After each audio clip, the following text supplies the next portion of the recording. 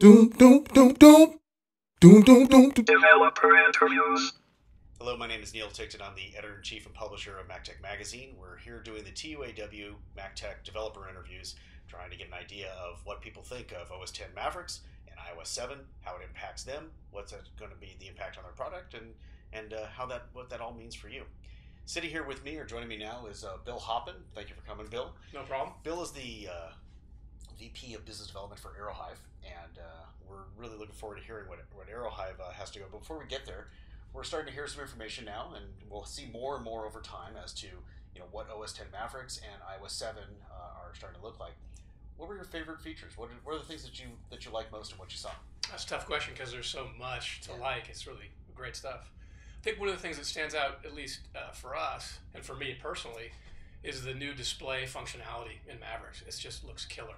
I mean, the ability to share displays, extend, and really have a more productive ability to use displays is great. I also really like the Apple TV extension, where that can be treated as a display. You can do all that cool stuff there. Apple TVs are killer. More and more of them are getting rolled out. We see them all the time with our customers, really using those as the preferred means to share information and project. And with the more flexibility and capability, I think we're just going to see that trend just accelerate even more. Yeah. So, why don't we tell us a little bit about what Aerohive is doing these days, and then we'll jump back into how these announcements affect it. But what's Aerohive up to these days? One of my favorite subjects, of course. Exactly. We're up to a lot. We're the fastest growing company in Wi-Fi still, so we're still on a tear in terms of growth, adding people, adding new products and capabilities. But really, what we're up to is really just supporting a bunch of Apple device deployments. Right. Apple devices are showing up everywhere, especially in the enterprise. And with these larger device deployments, Apple TVs, a bunch of other things happening in these enterprise environments, Wi-Fi connectivity is really becoming important to get the best experience. You want to make sure the devices are connected well, reliably, securely, in the case of retail applications, etc. And so we're just finding ourselves delivering that great air cover, if you will, deploying the best possible enterprise-grade Wi-Fi at lower cost, easier to deploy, etc. So that's really what we're seeing, is just this broader deployment of Apple devices, and a lot of the features and capabilities we put into our product to make Apple devices the best possible connected experience is really paying off. Yeah, it's interesting because you guys have taken a little bit different approach on the deployment side. So, for example, I remember right, you guys have some integration with some of the post-deployment management software out there. Absolutely, we do. Some stuff with Jamf and whatnot. Jamf Software, great partner. AirWatch, also another good partner. We automate that enrollment. So if you're going to be managing Apple devices and you're employing MDM, we ease that deployment significantly by automating the enrollment process. Right. So you connect to Aerohive Access Point, you're automatically into an enrollment process with either Jamf Software or AirWatch. Very cool. Yeah, Very cool. It's cool stuff. Okay, so that's what Aerohive is doing these days. Mm-hmm. We talked a little bit about some of the things that you thought was cool on iOS 7, or really more Mavericks and whatnot. Yeah. How do you see the impact of what Apple's doing and what Apple's starting to kind of tell us about what the next year is going to look like? How do you see that impacting what Aerohive is doing? Yeah, you said AirWatch a second ago. All right. It's Air something. Right? What Aerohive is doing, and what are you looking forward to in there? Let's see. Lots to talk about there, but I think one of the other things I think was really great to see was the release of the new AirPort, the AC 11AC. We've always felt 11AC was going to come out first in sort of leading consumer grade products. And this 11AC AirPort is just killer. I mean, everything about it is awesome. Form factor killer. The integrated time capsule, the antenna, all of it is really awesome. We're going to have our own enterprise grade 11AC later in the year, and it's just going to be a great complement. Between the Apple stuff there, and obviously Wi-Fi is the connected. I mean, that's the connection layer. Right. I mean, even at WWDC, there's just no Ethernet cables anymore. You don't see them anymore. Yeah. It's all Wi-Fi. Yeah. So this trend, along with deployment of more Apple TVs, all of this stuff is really playing nicely to our strength, which is this unique architecture that we've got. We've been able to eliminate what other people require, which is this wireless LAN controller. It's this middle piece of equipment that delivers all the enterprise grade functionality. So what you're talking about here, which I was going to ask you about in a minute, but let's ask you now. Okay. No, it's fine. So Aerohive does their architecture of a Wi-Fi network a little bit different than other ones, and it's this Hive mentality, if you will, hence the name Aerohive. And, right. So let's explain that in there as you're starting to do. Cool. Yeah, and that actually is playing into the sort of the trends that we see as well. And I'll start by the trends, and then I'll get right into that architecture. But what we're seeing is people are now waking up in some cases to the fact that Wi-Fi is really the connection layer. Sure. And they've got something insufficient, or they're looking at a lot of money to put something in place that's enterprise grade. And so what that translates to is urgency. People, they want to deploy their 1,000 iPads, for example. They want to do it now, but they're being told the Wi-Fi infrastructure is insufficient. Yeah. Or if they have to go to some of the other brands, I won't name names, Cisco, it takes many, many weeks to deploy these things. Yeah. So it holds up the whole operation. And what we've done compared to a Cisco architecture, for example, is we've taken this wireless LAN controller, which is what everybody else requires to deliver, bomb-proof Wi-Fi.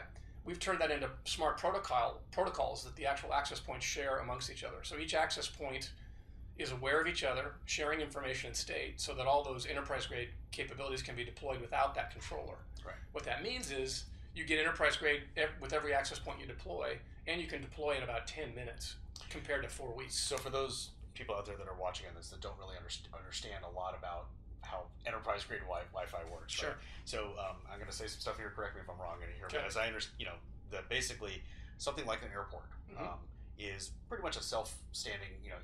Right. You might have a couple of them in a place. They might be able to talk a little bit with each other and do Right. some, distributed, configuration and whatnot. But at the end of the day, they're really pretty self-sustaining, types of devices. Right, we call that autonomous. Exactly. Mhm. Now, when you go into an Aerohive or even some of the other vendors that are out there, the idea is that in order to have the best, really kind of coverage without holes all over the place, Yep. is that they need to talk to each other and Yep. they need to think with each other, and That's they right. need to do so in a way that does some things and makes some adjustments and tries some more. It's a constant kind of test and monitor and evaluate and redeploy the spectrum kind of at the same point in time. Yep. Now, a lot of the companies that are out there will do one master brain that goes and talks to each of the different pieces out there. Mhm. And what Aerohive does with its hive mentality is kind of the flip of that, which is that the brains are distributed, but they think together as kind of a group collective. That's really well said. That's a good way of describing exactly what's going on. That brain is what I was referring to as Right. the wireless LAN controller. Right.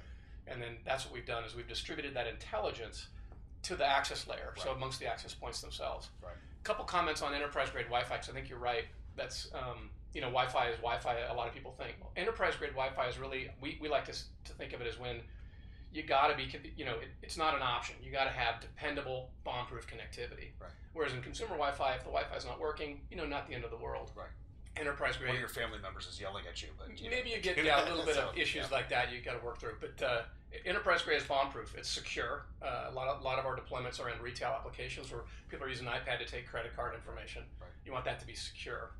You also, as you mentioned, want to have kind of a contiguous network across multiple access points. What that means is you need to roam. So let's say you started a VoIP you want to call, be able to walk all the way along. talking to you on a VoIP phone Yeah. there, and I move to a new section of the building. I want to be able to be handed off to that next access point, almost like a cell network, seamlessly. Well, we do layer 2 and layer 3 roaming, independent of a controller. Really cool technology to make that happen. Not easy, by the way. Yeah. And it's also the same SSID the whole way through. There's a bunch of different pieces of that transparency. Once you get into SSIDs, we've got that all managed. You can pool things, you can set things aside. So there's a lot of stuff there that happens under the hood. And you're right, it happens kind of continuously. We're always looking at power levels. We're looking at channel selection to mitigate interference. And we do all this stuff sort of just under the hood in this automatic fashion. Trying to deliver that great experience. You don't need to worry about it. We're just taking care of all of it. Yeah. And we're doing it at half the cost. Deploys in 10 minutes versus 4 weeks. And it scales. You can start with 2 or 3 of these things. Your business grows or whatever happens. You add 20, 30 more. They automatically discover each other. Pop, you're up with the network and run it. So we need to go here in just a second, but is there anything else that you can think of that really is a big impact here of like what Apple has been announcing and how that's going to apply to you guys? Obviously, there's going to be some additional stuff with how post-deployment management happens, some of the discovery features that are going to happen, some of the some of the new VPN stuff might have a little bit of impact on you guys. Mm-hmm. Is there anything else that? Love the comment when someone said VPN. Someone in the crowd cheered for VPN. Yeah. It's like somebody cares about enterprise. Exactly. So I thought that was pretty cool. Yeah. Just broadly, just more and more cool stuff. I mean, more and more devices are being deployed. Right. I see more, an elegant look and feel. That iOS 7 is just killer. Can't wait to get my hands on it. But it's also under the hood. You see some enterprise things sneaking in there. Some of the VPN stuff, the secure stuff. Yeah. So all that translates into more and more Apple devices and enterprise deployments, which is just a great thing for us. You know, that's what we're here to do, is to try and deliver a great sort of air cover connected infrastructure so that those things just, you know, do everything they need to do. Great. Yeah. Bill, thanks for joining us here. My pleasure. I'm Neil Tickton. These are the TUAW MacTech interviews with developers talking about OS 10 Mavericks and iOS 7, and the impact on them and their impact on you. Thanks for watching.